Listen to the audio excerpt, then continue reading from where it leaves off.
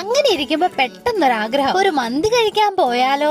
ആരും എന്നെ ചീത്ത പറയല്ലേ, ഇത് ഇന്നത്തെ വീഡിയോ ഒന്നും അല്ലാട്ടോ, ഇത് പഴയ വീഡിയോ ആണ്. ഈ മന്തി കഴിപ്പും കഴിഞ്ഞിട്ട് രണ്ടാമത്തെ ദിവസമാട്ടോ എനിക്ക് ചിക്കൻ ബോക്സ് വന്നത്. പിന്നെ ഞാനൊരു കാര്യം ചോദിക്കട്ടെ, എന്നോട് ഒന്ന് രണ്ട് പേര് പറഞ്ഞേ ഞാൻ ഈ സംസാരിക്കുന്നത് ഭയങ്കര സ്പീഡിലാണ്. അപ്പൊ നിങ്ങൾക്കും അങ്ങനെ തോന്നിയെങ്കിൽ ഒന്ന് പറയണേ, ഇനി സ്പീഡ് കുറയ്ക്കണോ അല്ലെങ്കിൽ സ്പീഡ് കൂട്ടണോ എന്നും കൂടി പറയണേ. എനിക്ക് ഒത്തിരി കസിൻസ് ഉണ്ട്, പക്ഷെ എല്ലാവരും എന്റെ ഇളയ പിള്ളേരാണ്. ഇടയ്ക്കിടയ്ക്ക് ഞങ്ങൾക്ക് ഓരോ പ്രാന്തിളകും, നമുക്കെന്നാ എല്ലാവർക്കും കൂടി അങ്ങോട്ട് പോവാം അല്ലെങ്കിൽ ഇങ്ങോട്ട് പോവാന്നൊക്കെ പറഞ്ഞിട്ട്. പിന്നെ മൊത്തം ഭയങ്കര പ്ലാനിങ്ങാ, എങ്ങോട്ട് പോണം എവിടെ പോണം എന്ന്. 100 പേരുണ്ടെങ്കിൽ 100 പേർക്ക് 100 അഭിപ്രായമാണല്ലോ.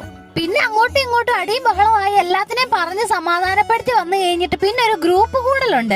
വാട്സപ്പിലെ ഗ്രൂപ്പ്, ഇൻസ്റ്റയിലെ ഗ്രൂപ്പ്, ഫേസ്ബുക്കിലെ ഗ്രൂപ്പ്, അങ്ങനെ ഗ്രൂപ്പോട് ഗ്രൂപ്പ്. എന്നാ എവിടെയെങ്കിലും പോകുവോ അതുമില്ല. അങ്ങനത്തെ ഒരു ഗ്രൂപ്പ് ഇപ്പോഴും കിടപ്പുണ്ട് കേട്ടോ എന്റെ വാട്സപ്പില്, അതും വർഷങ്ങൾക്ക് മുമ്പുള്ളത്, Vagamon trip. By the by, ഇതിനിടയിൽ മന്തിനെ കുറിച്ച് പറയാൻ വിട്ടുപോയി കേട്ടോ. അടിപൊളി കുഴിമന്തി ആയിരുന്നു കേട്ടോ. കറക്റ്റ് സമയം ആ പെയ്തപ്പോ നല്ല ഉറക്കമായിരുന്നു, അതുകൊണ്ട് പിന്നെ ഞങ്ങൾക്ക് സമാധാനമായിട്ട് കഴിക്കാൻ പറ്റി. അല്ലാന്നുണ്ടെങ്കിൽ അവന്റെ ബഹളവും കരച്ചിലും ഒക്കെ ആയി ബാക്കിയുള്ളവർക്കും കൂടെ അത് ബുദ്ധിമുട്ടായേനെ. നൈറ്റിലും കൂടി ആകുമ്പോ ഒത്തിരി ആൾക്കാരുള്ളതല്ലേ, നമ്മൾ നമ്മുടെ കാര്യം മാത്രം നോക്കിയാൽ പോരല്ലോ, ബാക്കിയുള്ളവർക്കൂടെ ഡിസ്റ്റർബൻസ് ആയി കഴിഞ്ഞു കഴിഞ്ഞാൽ പിന്നെ പറഞ്ഞിട്ട് കാര്യമുണ്ടോ. ഞാനും ചേട്ടായും കൂടെ കഴിക്കാൻ പോകുന്നെങ്കിൽ ആദ്യം ചേട്ടായി കഴിക്കും, കാരണം എനിക്ക് പെട്ടെന്ന് കഴിക്കാൻ പറ്റത്തില്ല. ഞാൻ എപ്പോഴും ഇങ്ങനെ പതിയെ പതിയെ കഴിക്കുള്ളൂ. ഈ കാരണം കൊണ്ട് ഞാനും ചേട്ടായും കൂടെ മിക്കപ്പോഴും വഴക്കുണ്ടാക്കാറുണ്ട്. ചേട്ടായി എന്താണെങ്കിലും പെട്ടെന്ന് കഴിക്കുന്ന ആളാ, ഞാനാണെങ്കിൽ എന്താണെങ്കിലും താമസിച്ചേ കഴിക്കത്തുള്ളൂ. കഴിച്ചു കഴിഞ്ഞ സ്ഥിതിക്ക് വീട്ടിൽ പോവാണേ, ടാറ്റാ.